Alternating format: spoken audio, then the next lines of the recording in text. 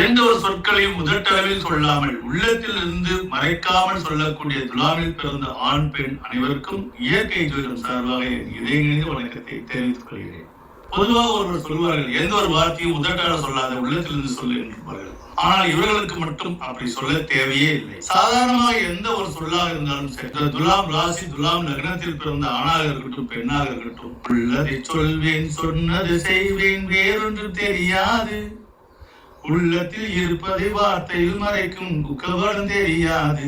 இது சாதாரண பாட்டு வரிகள் மட்டுமல்ல, இவர்களுடைய வாழ்க்கை வரியாகும். இந்த ராசியில் பிறந்தவரின் குழந்தைகள் ஏதாவது தவறு செய்து வந்தால் அவர்களுக்கு அப்படியே சப்போர்ட் பண்ணிட மாட்டார்கள்.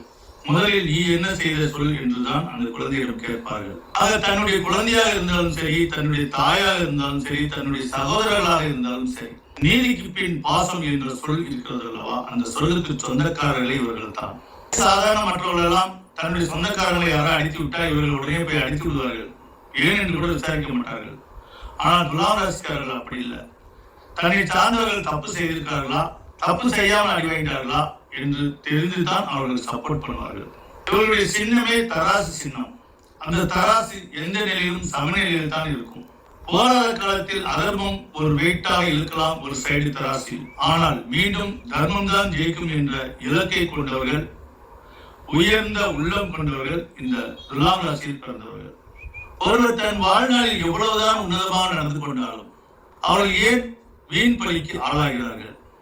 தன் வாழ்நாளில் ஏன் கஷ்ட நஷ்டங்கள் அதிகமாக வருகிறது என்று எண்ணி பார்க்கும் பொழுது, சரி ஒரு ஜோதிடம் பார்த்தாது நம்ம நிலைகளை சரி பண்ணிக்கலாம் என்று முற்படும் பொழுது, சாதாரண ஜோதிடர்கள் என்ன செய்கிறார்கள் என்றால், தசா புத்திக்கு ஏற்ப இந்த பூஜை செய்கள், இந்த கோயிலுக்கு போயிட்டு வாங்க என்று பரிகாரம் சொல்வார்கள். பரிகாரம் சொல்வது தவறில்லை, கோயில் சென்று பூஜைகள் நடத்துவது தவறில்லை. ஆனால் ஒரு முழுமையான விஷயத்தை தெரிந்து கொண்டு அதன் பிறகுதான் அதில் செயல்பட வேண்டும். ஒவ்வொரு தனிப்பட்ட மனிதனுக்கும் ஒரு சக்தி இருக்கிறது. ஒவ்வொரு தனிப்பட்ட மனிதனுக்கும் ஒரு பர்சனல் என்ற ஒரு விஷயம் இருக்கிறது. நாம் அனைவரும் இனத்தால் ஒருவர், ஆனால் குணத்தால் வேறுபடுகிறோம். குணம் என்பதுதான் நம்மளுடைய தனி பாக்ஸ். அதனால்தான் ஒருவர் நினைப்பதை இன்னொருவர் கண்டுபிடிக்க முடியாது. வேணும் என்றால் கெஸ் பண்ணலாம், அவ்வளவுதான். ஒருவருடைய எண்ணங்களை அடுத்தவர் துல்லியமாக எண்ண முடியாது. ஒரு துலாம் ராசி எடுத்துக்கொண்டோம் என்றால், அந்த துலாம் ராசி கட்டத்திற்கு 30 டிகிரிகள் இருக்கிறது. ஒரு ராசி கட்டத்தின் இந்த முனையிலிருந்து அந்த முனை வரை 30 நாட்கள் சூரியன் ஒவ்வொரு டிகிரியாக கடந்து செல்வார். 1ஆம் தேதி துலாம் ராசியில் பிறந்தவர்களுக்கும், அதுவே 1ஆம் தேதி 2ஆம் தேதி 3ஆம் தேதி எடுத்து 30 31ஆம் தேதி பிறந்தவர்களுக்கும் அதே துலாம் ராசி வரும். ஆக 1ஆம் தேதியில் பிறந்த துலாம் ராசிக்கும் 30 31ஆம் தேதி பிறந்த துலாம் ராசிக்கும் நிறைய வேறுபாடுகள் இருக்கும். நாம் அனைவரும் இனத்தால் ஒருவராக இருக்கிறோம், குணத்தால் வேறுபடுகிறோம். அந்த குணம் என்பது நம்மளுடைய ஆக்டிவேட்டாகவும் நம்மளுடைய எண்ண செயற்பாடாகும். நம்மளுடைய எண்ணங்கள் நட்சத்திர வாயிலாகத்தான் உதயமாகிறது. ஒருவருக்கு எந்த மாதிரி தசாபதி நடந்தாலும் சரி, ஏழை நடந்தாலும் சரி, கண்டக சரியாக நடந்தாலும் சரி, அர்த்தாசம சரியாக இருந்தாலும் சரி, ஜென்ம சரியாக இருந்தாலும் சரி, இந்த 3 விஷயத்தை மட்டும் நீங்கள் தெரிந்து கொண்டால் வாழ்வில் எப்படிப்பட்ட சூழ்நிலைகளையும் நீங்கள் ஈஸியாக கடக்க முடியும்.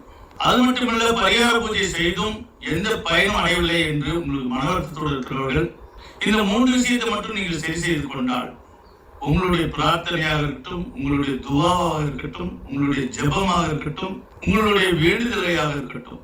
ஏன் இதை இவ்வளவு விரிவாக்கமா பிரித்து சொல்கிறோம் என்றால், அவரவர் பாஷையில், அவரவர் மொழியில், அவரவர் இனத்திற்படி நாம் கடவுளை சிறு வயது முதலே வணங்கிக் கொண்டிருக்கிறோம். ஒரு கிறிஸ்தவர் என்றால் நாம் ஜபம் செய்கிறோம். அதுவே நாம் முஸ்லிம் என்றால் தொழுகை கொள்கிறோம், நியத்து வைத்துக் கொள்கிறோம். அதுவே நாம் இந்து சமுதாயத்தில் பிறந்திருந்தால் பிரார்த்தனை செய்கிறோம், வேண்டுதலை வேண்டிக் கொள்கிறோம். சொற்கள் வேறே தவிர நம்மளுடைய செயற்பாடுகளும் இலக்கும் ஒன்றுதான். ஆக மொத்தம் அவரவருக்கு தெரிந்த வழியிலும் மொழியிலும் இறைவனை நாம் வணங்கி கொண்டுதான் இருக்கிறோம். இறைவனுக்கு நாம் அடிமையாகத்தான் இருக்கிறோம். நமக்கு மேல ஒரு அமானுஷ சக்தி இருக்கிறது, அதுதான் இறையருளாக திகழ்கிறது. அந்த இறையருளை எத்தனையோ பேர் சொந்தம் கொண்டாடி தன் உயிரையே போக்கிக் கொள்கிறார்கள். ஒருவர் அல்லாதான் என்னுடைய சொந்தம் என்கிறார், ஒருவர் இயேசுதான் என்னுடைய சொந்தம் என்கிறார், ஒருவர் சிவன் தான் என்னுடைய சொந்தம் என்கிறார். இறையருளாக இருக்கட்டும், பிறப்பஞ்ச உந்துதல் சக்தியாக இருக்கட்டும், அனைவருக்கும் சமமானதுதான். இதில் யாருக்கும் சொந்தம் கொண்டாட உரிமை இல்லை. ஆனால் அது தெரியாமல் சிறு வயது முதல் ஒவ்வொருவரும் ஒவ்வொரு விதமாக எங்க கடவுள்தான் வானம் பூமி படைத்தார் என்று சொல்வார்கள். அதை நாம் சிறு குழந்தையிலிருந்து நம்பிக்கொண்டுதான் வருவோம். ஆனால் நமக்குன்னு என்று ஒரு பகுத்தறிவு, ஒரு நாலேஜ் வளர்ந்த பிறகு ஒண்ணு இங்க இருக்கு, மீதி 2 எங்க இருக்கு என்று நாம் தொழாவக்கூடிய நிலைகள் ஏற்படும். இந்த 3 பேர் சொன்ன வானம் பூமி எங்கே? 3 சூரியன் இருக்க வேண்டும் அல்லவா? ஆனால் இருப்பது ஒரு சூரியன், ஒரு பூமி தான்.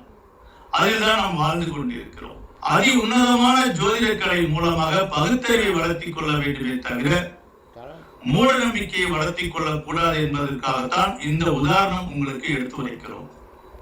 வெறும் பரிகார பூஜையில் மட்டும் நம் நிலைகள் மாறிவிடும் என்று நினைப்பது அறிவா அறிவில்லாததா என்று நீங்களே உணர்ந்து கொள்ளுங்கள்.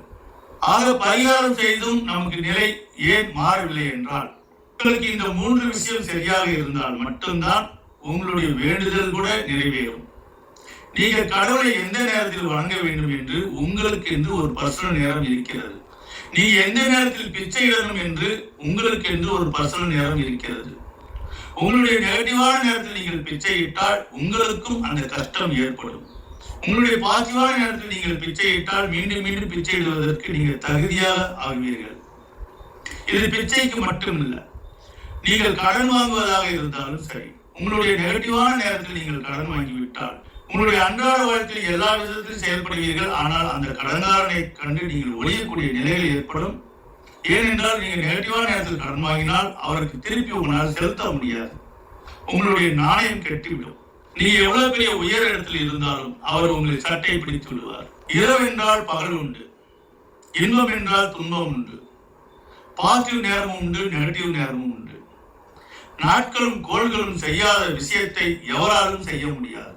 ஆக இந்த 3 விஷயத்தை மட்டும் நீங்கள் தெரிந்து கொண்டால், தெரிந்து கொள்வது மட்டுமில்லை, அதை சரி செய்து கொள்ள வேண்டும்.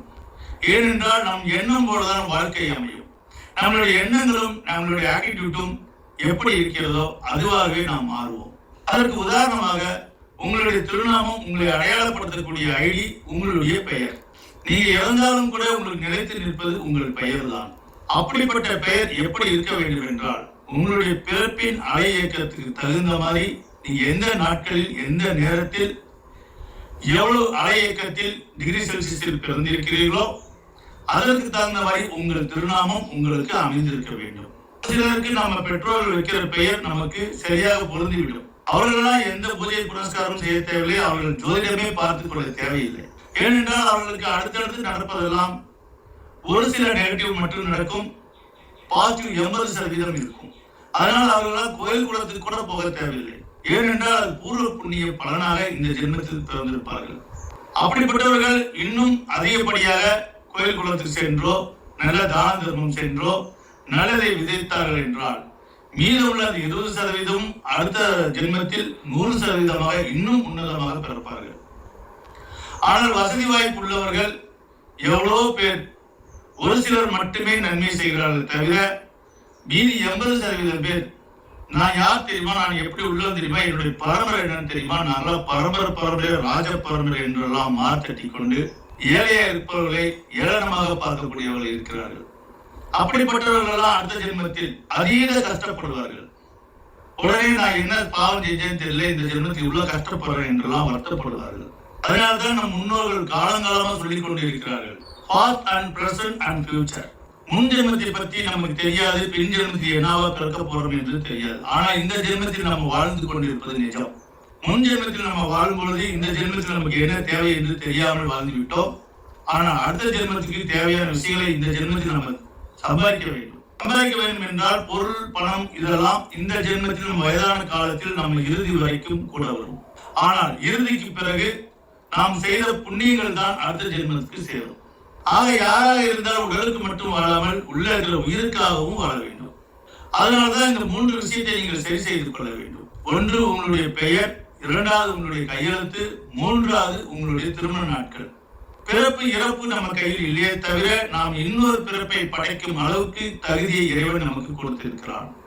ஒருவர் கஷ்டப்படும் போது எங்க பெற்றோர்கள் எந்த நேரத்தில் என்னை பெற்றார்கள் என்று தெரியல, நான் இவ்வளவு கஷ்டப்படுகிறேன் என்று மனதளவில் பாதிப்பதை நாம் பார்க்கிறோம். ஆனால் தான் இன்னொரு பிறவையை பெற்றெடுக்க போகிறோமே, அது எப்படிப்பட்ட நாட்களில் ஒன்று சேர வேண்டும் என்று யாரும் சிந்திப்பதில்லை. ஒரு சிலர் சொல்லலாம், நான் ஜாதகம் பார்த்தான் கல்யாணம் பண்ணேன், அப்படியே இவ்வளவு கஷ்டப்படுறேன் என்று. ஜாதகம் பார்ப்பதிலும் சிலர் கோளாறு பண்ணி விடுகிறார்கள். பொதுவாக எந்த தொழிலும் உன்னதமானவர்களும் உண்டு, போலியானவர்களும் உண்டு. ஒரு சிலர் சில சிம்டம்ஸை மட்டும் தெரிந்து கொண்டு தொட்டதுக்கெல்லாம் பரிகார பூஜை என்று மனதை அடக்கி விட்டுள்ளார்கள். இவர்களும் பரிகாரம் செய்து எந்த பிரயோஜனம் இல்லை என்று ஜோதிடத்தின் மேல் இவர்களுக்கு வெறுப்பு வரும். ஜோதிடம் என்பது வெறும் பரிகார பூஜைக்குள் மட்டும் கட்டுப்படுவதல்ல. யாருக்கெல்லாம் ஒருவருக்கு சரியாக பெயர் அமைந்திருக்கிறதோ, யாருக்கெல்லாம் ஒருவருக்கு சரியாக கையெழுத்து அமைந்திருக்கிறதோ, யாருக்கெல்லாம் திருமண நாட்கள் சரியாக அமைந்திருக்கிறதோ அவர்களுக்கு மட்டும்தான் பூஜை செய்தாலும் பரிகாரம் செய்தாலும் தொழுதாலும் அவர்கள் துவா கேட்டாலும் அதெல்லாம் நேர்த்தியாக பழிக்கும். காசி ராமேஸ்வரம் போய் விழுந்தாலும் சரி, மக்கா மதினா போய் தொழுதாலும் சரி, இன்னும் எண்ணற்ற புனித கோயில்களில் நீங்க போய் விழுந்தாலும் உங்களுடைய கதறல்களையும் குமரல்களையும் இறைவன் கேட்க மாட்டான். ஏன் கேட்க மாட்டான் என்றால் ஒவ்வொருவருக்கும் ஒரு தகுதி இருக்கிறது. பிறக்கும் குழந்தைகளுக்கு அவர் எந்த நேரத்தில் பிறந்திருக்கிறார், கிரக அலைகள் எப்படி இருக்கிறது, அந்த கிரக நிலைக்கு ஏற்ப குழந்தைகளுக்கு பெயர் வைக்க வேண்டும். அப்பொழுதுதான் அவர்களுக்கு நெகட்டிவ் குறைவாக இருக்கும், பாசிட்டிவ்கள் நிறைய நடக்கும். பாசிட்டிவ் நிறைய நடக்கிற குழந்தை அக்யூஸ்ட் ஆகாது. யாரெல்லாம் அக்யூஸ்ட் ஆகிறார்கள் என்றால் தனக்கு விரக்தியான நிலை நடந்து தன்னுடைய மனசுக்கு எதிராக எல்லா விஷயமும் நடக்கும் போது அவர்கள் தான் விரக்தி நிலையில் அக்யூஸ்ட் ஆகிறார்கள். பிறக்கும் போது யாரும் அக்யூஸ்ட் அல்ல, யானிகள் அல்ல. பிறக்கும் போது ஏதும் அறியாமல் தான் பிறக்கிறோம். ஒவ்வொரு குழந்தையும் மண்ணில் பிறந்த பிறகு 3 மாதம் வரை கண்கள் கூட நிலையாக இருக்காது. 3 மாதம் கழித்த பிறகுதான் நிழல் போல நாம தெரிய வரும். அதன் பிறகுதான் இவர்கள் தான் தாய், இதுதான் என் மதம், இதுதான் என் மொழி என்று ஒவ்வொன்றாக தான் நாம் கற்றுக்கொண்டிருக்கிறோம். ஆக பிறப்பு முதல் இறப்பு வரை ஒவ்வொரு விஷயத்தை நாம் கற்றுக்கொண்டுதான் இருக்கிறோம். படித்தவன் தானே உனக்கு அறிவு இருக்கா என்று கேட்கலாம். படித்தவன் என்றால் அவன் என்ன படித்திருக்கிறான் என்று தெரிந்து கொள்ள வேண்டும். படிப்பு என்றால் எண்ணற்ற செக்ஷன் இருக்கிறது. ஒருவர் டாக்டர் படித்தால் அவர் வக்கீல் வேலை செய்ய முடியாது. ஒருவர் இன்ஜினியரிங் படித்தால் அவர் எலக்ட்ரிக் வேலை செய்ய முடியாது. இப்படி ஒவ்வொரு வேலைக்கும் ஒவ்வொரு செக்ஷன் இருக்கிறது. அதே போல ஜோதிட கலையில் மிக உன்னதமான செக்ஷன் எல்லாம் இருக்கிறது. இதை தெரிந்து கொள்ள வேண்டும் என்றால் ஜோதிட குருமார்கள் ஆழ்ந்து சிந்திக்க வேண்டும், அதிக நாலேஜ் வேணும், ஆராய்ச்சி பண்ணக்கூடிய திறமை வேண்டும். ஆக ஜோதிடம் கற்றோரெல்லாம் ஜோதிட குருஜி ஆக முடியாது. ஜோதிட குருஜி ஆக வேண்டும் என்றால் குருஜி என்ற போஸ்ட் மகான் என்ற போஸ்ட் ஆகும். மகானாக வேண்டும் என்றால் வாழ்க்கையினுடைய அரிச்சுவடைகளை தெரிந்து கொள்ள வேண்டும், ஒவ்வொரு செக்ஷனையும் ஆராய்ச்சி செய்ய வேண்டும். படித்தவன் தான் அரசாங்க அதிகாரியாக ஆக முடியும். ஆனால் படிக்காதவன் அந்த அரசாங்க அதிகாரியவே ஆளக்கூடிய அரசியல்வாதியாக முடியும் என்பது போல சிலர் இந்த ஜோதிட படிப்பை சரியாக படிக்க முடியாமல் தன்னையே சாமியாக ஆக்கி மற்றவர்களுக்கு ஆசீர்வாதம் செய்கிறேன் என்று நித்யானந்தா பிரகனானந்தா போல எத்தனையோ சுவாமிகள் உருவாகிறார்கள். கொஞ்ச நாட்களில் நான் தான் கடவுள் என்கிறார்கள். இதை நம்பி மற்றவர்கள் தன்னுடைய விரக்தி நிலையில் அவர்களை போய் வணங்குகிறார்கள். இனி அந்த அவல நிலை வேண்டாம். ஒவ்வொரு மனிதருக்குள்ளேயும் ஒரு சக்தி இருக்கிறது.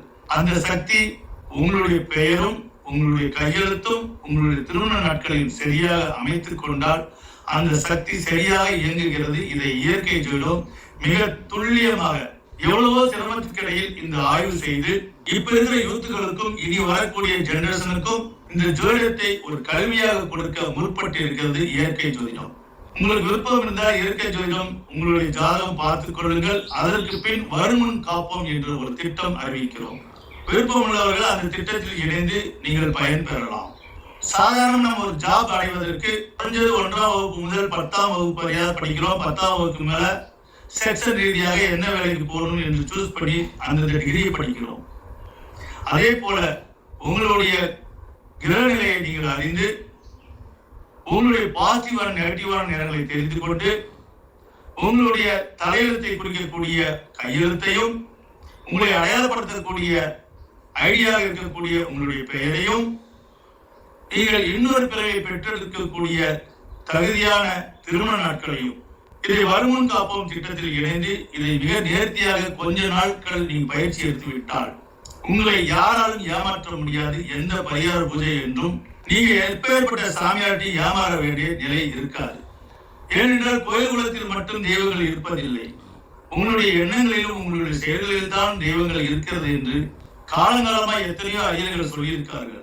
அதைதான் இயற்கை ஜோதிடம் உங்களுக்கு எடுத்து வைக்கிறது. எந்த நிலையிலும் உண்மையாக வாழக்கூடிய துலாம் ராசி துலாம் நகரத்தில் பிறந்த ஆண் பெண் அனைவரும் இந்த 3 விஷயத்தை நீங்கள் தெரிந்து கொண்டு உங்களுடைய கடந்த வாழ்க்கை பற்றி கவலைப்படாமல், ஏற்கனவே திருமணமாகி கடன் சுமையாக ஆனவர்களாக இருந்தாலும் சரி, உங்களுக்கு மன வருத்தத்தால் டிவோர்ஸ் ஆகக்கூடிய நிலையில் இருந்தாலும் சரி, உயிருக்குயிராக காதலித்தவர்கள் கூட திருமணத்திற்கு பிறகு ஏன் டிவோர்ஸ் ஆகிறது என்றால், உங்களுடைய திருமண நாட்கள் உங்கள் இருவரின் பிறப்பு கிரக நிலைக்கு சரியாக அமையாததால் உங்களுக்கு கடன் ஏற்படுகிறது, மிகப்பெரிய அறுவை சிகிச்சை ஏற்படுகிறது, மிகப்பெரிய இன்சிடென்ட் ஆக்சிடென்ட் ஆகிறது. இதையெல்லாம் மிக துல்லியமாக இயற்கை ஜோதிடம் புது செக்ஷனில் இந்த ஆய்வை நடத்தி மக்களுக்கு நேர்த்தியாக கொடுத்து கொண்டிருக்கிறது. சாதாரணமாக ஒரு தனிப்பட்ட பெண்ணோட ஜாதகத்தை பார்ப்பாங்க, ஆணோட ஜாதகத்தை பார்ப்பாங்க. ஆனா இவர்கள் இருவரும் இணையக்கூடிய நாட்களில் ஒரு கிரியேட் ஆகிறது. அதைதான் எடுத்து வைக்கிறது இயற்கை ஜோதிடம்.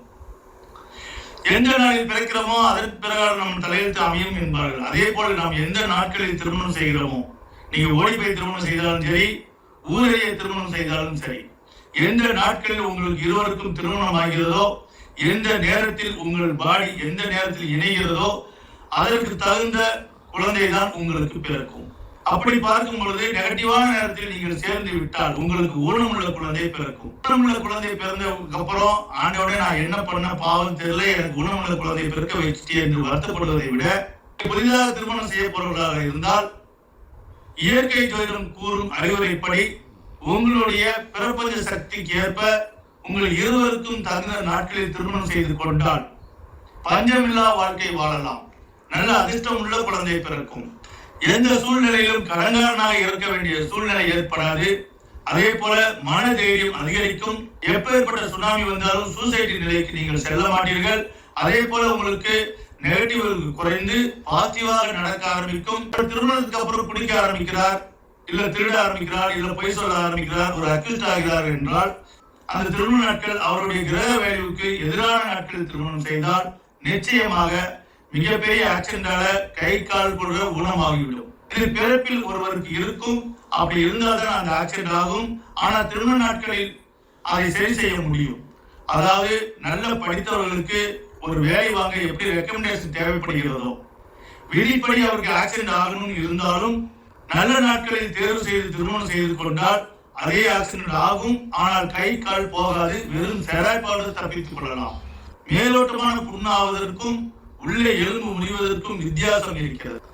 யாருக்கு இந்த 3ம் சரியில்லையோ அவர்கள் எந்த விதமான பரிகாரம் செய்தாலும், எப்படிதான் அவர்கள் பூஜை செய்தாலும், எப்படிதான் அவர்கள் தொழுதாலும் அழுதாலும் அவர்கள் கோரிக்கை இறைவனிடத்துக்கு செல்லாது. இதை பற்றி இன்னும் விரிவாக்கமாக நீங்கள் தெரிந்து கொள்ள வேண்டும் என்றால் இயற்கை ஜோதிடம் கால் பண்ணி ஒவ்வொரு விஷயத்தையும் இன்ச்சாக நீங்கள் தெரிந்து கொள்ளலாம். ஏனென்றால் எல்லாத்தையும் வீடியோ பதிவில் சொல்ல முடியவில்லை. ஒரு சில விஷயங்கள் மட்டும்தான் வீடியோவில் சொல்ல முடிகிறது.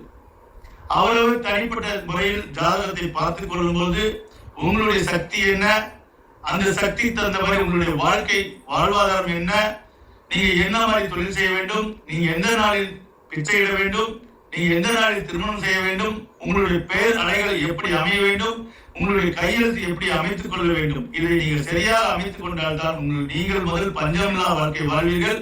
நீங்க பஞ்சமில்லா வாழ்க்கை வாழ்ந்தால்தான் உங்கள் குழந்தையை நல்ல படிப்பு படிக்க வைக்க முடியும்.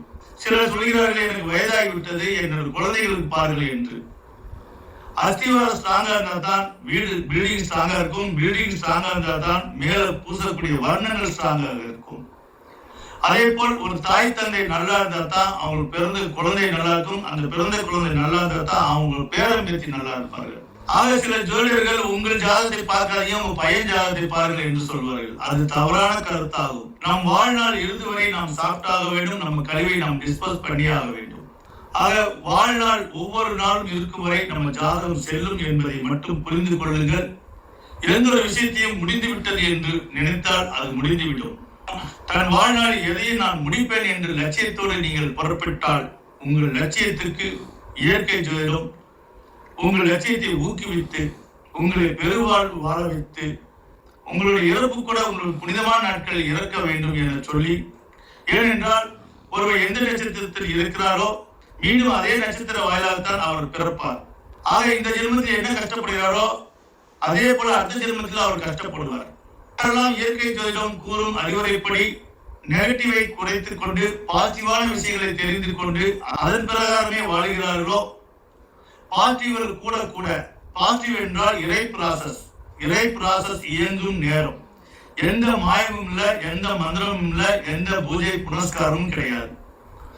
எல்லாம் நாட்களும் கோள்களும் அனுசரித்து உங்களுடைய செயல்களை நீங்கள் சரியாக செய்து கொண்டால் கடவுள் உங்கள் உள்ளத்தில் இருக்க ஆசைப்படுவார். கடவுளை தேடி அவரவர்கள் எப்படியோ எந்தெந்த மாதிரியோ தொழாவிக் கொண்டு நிம்மதி கிடைக்காமல் கோயிலாக துறவரமெல்லாம் செல்கிறார்கள், அகோரியாகலாம் செல்கிறார்கள்.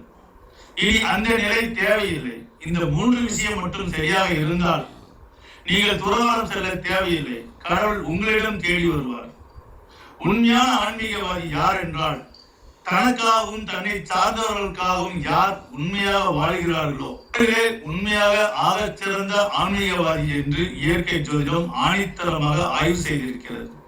ஆக உண்மைக்கு உயிர் கொடுக்கக்கூடிய துலாம் ராசி லக்னத்தில் பிறந்த ஆண் பெண் அனைவருக்கும் உங்கள் உண்மையான மனசுக்கு இறையர்களோடு வளம் பெற வேண்டும் என சொல்லி மீண்டும் அனைவருக்கும் என் நெஞ்சார்ந்த வணக்கத்தை தெரிவித்துக் கொள்கிறேன்.